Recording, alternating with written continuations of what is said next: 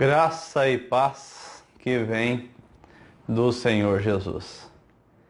Você tem medo de pregar?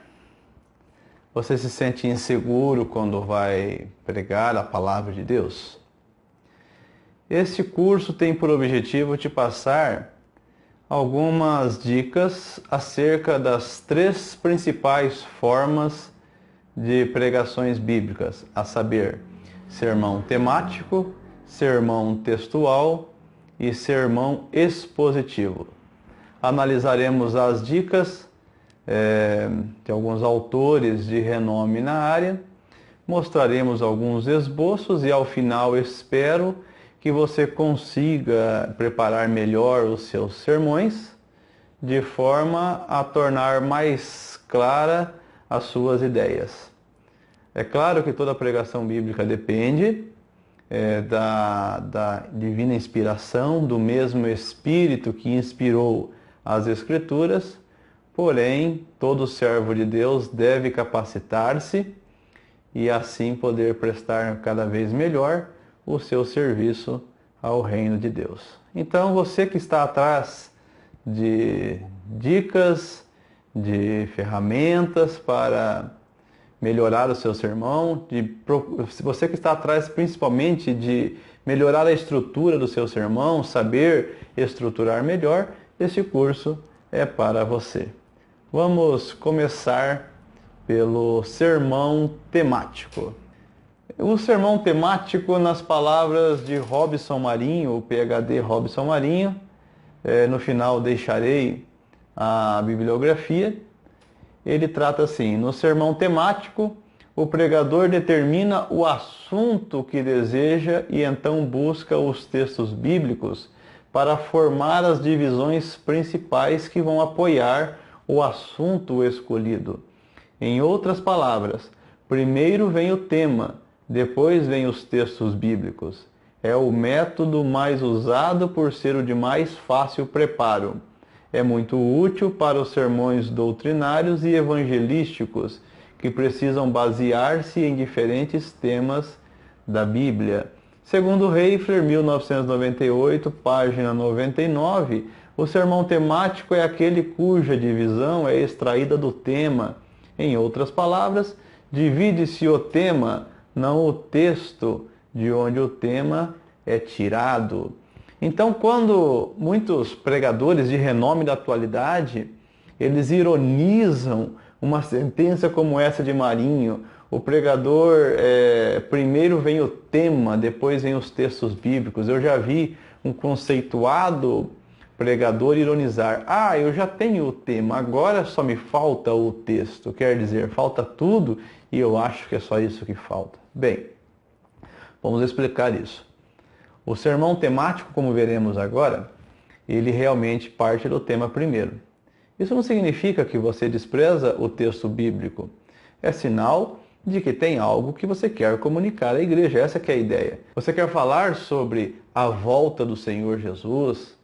Você quer tratar acerca de como enfrentar as adversidades da vida? Questões que você de repente analisa na igreja, que são necessários que sejam tratados, e é sobre isso que você quer falar. Aí é claro que você vai buscar textos bíblicos para você formar em cada divisão, e entenderemos já o que são essas divisões.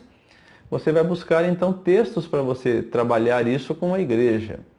Agora, esses pregadores, eles dizem que por buscar muitos textos, você acaba fazendo uma exegese ao invés de uma exegese. Ao invés de você extrair do texto o que você quer, você impõe ao texto. Bom, se você fizer isso, não será culpa do método de sermão temático, mas sua, que não domina o método de hermenêutica, nem de exegese e nem de respeito ao contexto bíblico.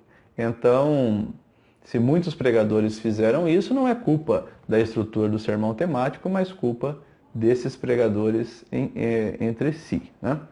Então seria interessante que além desse estudo você estudasse um pouquinho de hermenêutica, um pouquinho de exegese. No futuro pretendo até colocar alguns vídeos acerca desses assuntos, porque são ferramentas para você, pregador. Pois bem, você tem aí na sua tela uma estrutura técnica da mensagem do sermão temático. Como que... A ideia é essa aqui, ó. Unidade central única. Todas as divisões devem responder ao tema. Robson Marinho trabalha muito essa ideia de unidade central única. O que isso quer dizer? Se o seu título for Evidências da volta do Senhor Jesus, você fará uma introdução com algum texto que fale sobre a volta do Senhor Jesus.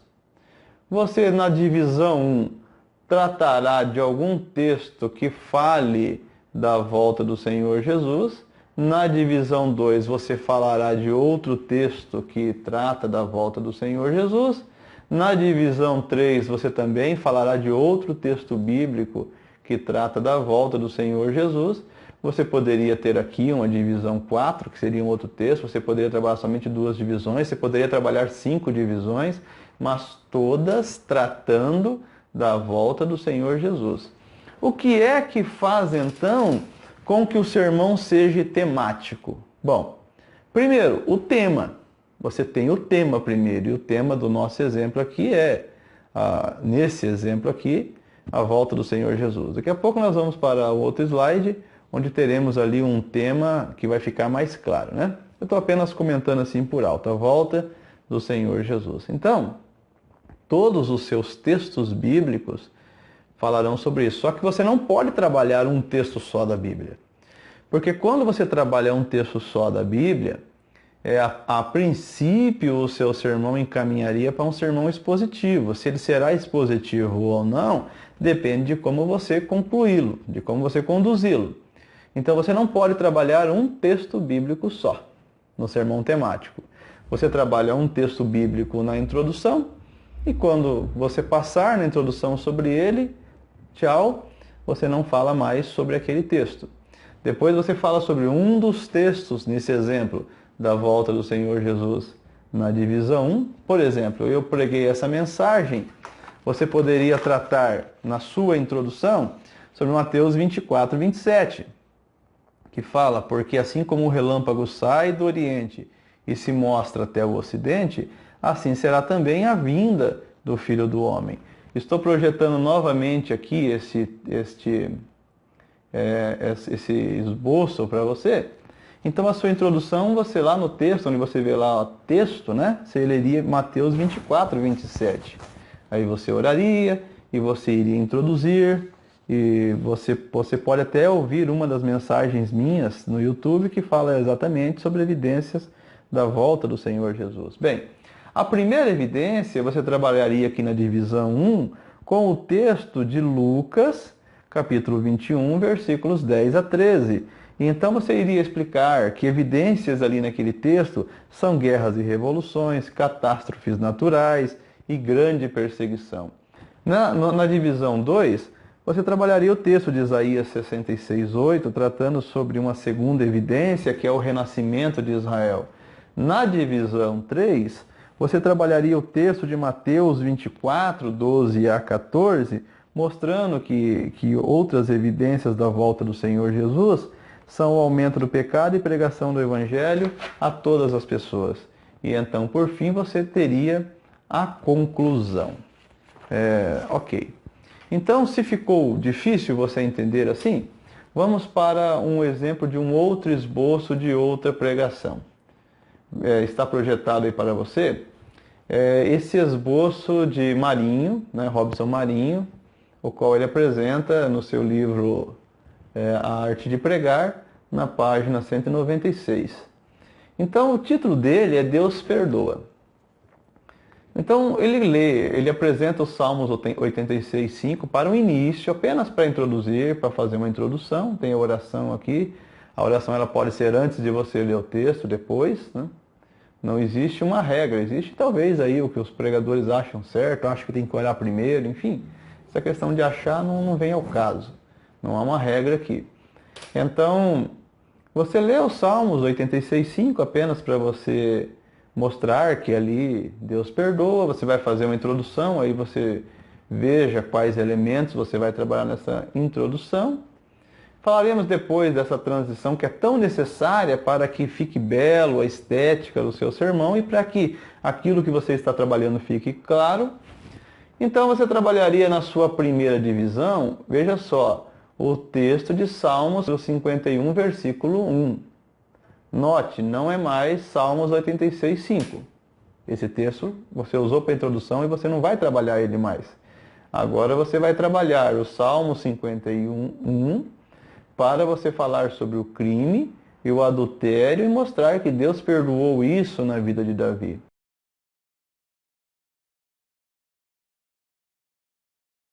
Ok. Tratado esse texto, você vai para o próximo texto, onde você vai trabalhar na divisão 2, não mais o perdão a Davi, mas o perdão a Pedro. Como que você faria isso de uma forma que você pudesse passar e deixar as pessoas perceberem que você vai trabalhar outro texto, que você vai trabalhar outra ideia na vida de outra pessoa? Bom, a forma clássica de você fazer isso é você relembrar o tema e o que você já trabalhou. Então, Deus perdoa. Vimos que Deus perdoou a Davi analisando o Salmo 51, 1. Vamos ver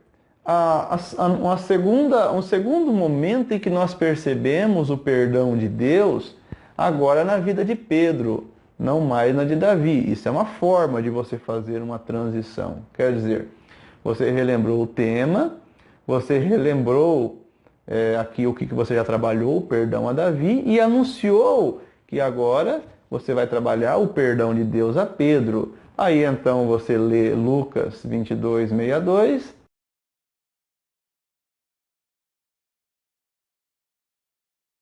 E aí você vai trabalhar explicando a negação de Cristo, a blasfêmia que Pedro realizou e como foi que Deus o perdoou. Você vai argumentar aqui acerca desse texto. Quando terminou e você vai para um terceiro, que é um momento, assim, clímax da mensagem, para você entender sobre esse clímax, analise que na homilética nós trabalhamos com essa estrutura. Você faz uma introdução, a sua introdução pode ter um pano de fundo, um problema, uma ilustração, um suspense, e você trabalha um desenvolvimento. Esse desenvolvimento caminha para um clímax da mensagem, que é geralmente quando o problema chega a nós, e como que nós vamos solucionar isso com a graça de Deus, e então você caminha rapidamente para uma conclusão. O clímax da sua mensagem aqui seria que Deus perdoou a você, você está se dirigindo à congregação. Como que você pode, já que você ainda está falando do perdão a Pedro, como que você pode vir para cá? Utilize a regra já ensinada. Deus perdoa. Já é pelo menos a terceira vez que você está repetindo isso. Então as pessoas perceberão que é sobre isso que você está falando, que Deus perdoa. Deus perdoa. Perdoou a Davi. Perdoou a Pedro. Olha só, você relembrou que já foi falado sobre o perdão a Davi, já foi falado sobre o perdão a Pedro. E agora, vamos para a nossa terceira lição, nosso terceiro princípio do perdão de Deus. Aí você escolhe a palavra que você vai utilizar, que melhor vai se encaixar aqui, e então você anuncia: perdoou também a você. E aí então você faz a leitura de Romanos 3, 24, e você vai falar aqui sobre os pecados passados e também sobre os pecados presentes. Aí aqui você pode ler 1 de João, capítulo 1, versículo 7, onde você vai falar sobre esses pecados presentes, que se nós andarmos na luz, como Ele na luz está, o seu sangue nos purifica de todo pecado. Por que eu posso dizer que esse sermão ficou temático? É isso que você precisa entender. Porque na introdução você utilizou um texto baseando-se em um tema que você já tinha, Deus perdoa. A sua primeira divisão não foi construída em cima de Salmos 86:5, que foi o seu texto da introdução. Ela foi construída em cima de Salmos 51:1. A sua segunda divisão não foi construída em cima do Salmo 51:1. nem dos Salmos 86:5, mas em cima de Lucas 22:62. A sua terceira divisão não foi construída em cima de Lucas 22:62, nem em cima de Salmos 51:1, mas em cima de... Então aí você caminha para a conclusão. Depois de ter trabalhado cada divisão em um texto, você caminha para a conclusão. Qual a melhor forma de você ir para a conclusão e você fazer essa transição? A transição é a forma mais clássica e assim que sempre funciona. Você relembra o tema e as divisões. Deus perdoa. Perdoou a Davi, perdoou a Pedro, perdoa a nós. Então, você veja que você já repetiu o tema, que você repetiu algumas vezes, o perdão a Davi, que você repetiu algumas vezes, isso ajuda as pessoas a lembrarem do que você já falou. O perdão a Pedro, você repetiu, e o perdão a nós, né? Então, as pessoas, é bom que elas relembrem, porque talvez ela não lembre de tudo o que você falou, mas ela lembre das ideias do que você pregou, e isso é muito útil, torna a mensagem mais clara na mente do ouvinte. É interessante isso. E aí você faz um resumo aplicativo, que o resumo se concentra em você relembrar aquilo que você já falou, e o apelo. Sobre o apelo tem pregadores que chamam as pessoas para irem à frente, e tem pregador que não gosta disso, mas faz um apelo na mensagem para que a pessoa pense. Por exemplo, se você estivesse pregando sobre as evidências da volta do Senhor Jesus, você poderia fazer alguns apelos com as seguintes mensagens.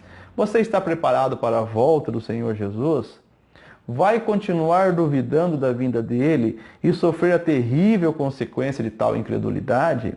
Vai continuar brincando de crente sem perguntar ao Senhor qual é a sua missão na terra? E aí você pode concluir rapidamente, porque você está na conclusão, né? E fazer tanto esse resumo quanto esse apelo. Em termos de tempo, o que é interessante é que a sua introdução não tenha, não sei, assim, digamos, mais que 5 minutos, talvez 5 minutos seja muito em alguns casos. Quando você gosta de fazer uma introdução onde você faz um panorama do texto bíblico, voltando aqui, ó, um pano de fundo, né, na introdução, então talvez você possa gastar aqui uns 7 minutos na introdução. Agora, o que é interessante que você saiba é que quanto mais tempo você gastar na introdução, mais tempo você vai gastar no todo o seu sermão. Por quê? Porque você tem as divisões onde você vai gastar bastante tempo. A sua conclusão deveria ter 2 a 3 minutos, talvez 4. Também a conclusão não pode ser muito ampla, porque você não pode ficar introduzindo aqui coisas novas. O ideal da introdução é você concluir relembrando o que você já falou e fazendo um apelo, sintetizando isso que você pregou. Se o seu sermão for um sermão de 40 minutos, se você gastar 5 minutos na introdução e 3 na conclusão, você gastou 8 minutos, sobrou 32 minutos para você dividir entre as divisões, o que daria quase 11 minutos para cada uma. É assim que se constrói um sermão temático. No próximo vídeo, eu vou tratar como que nós podemos fazer um sermão textual. Até lá!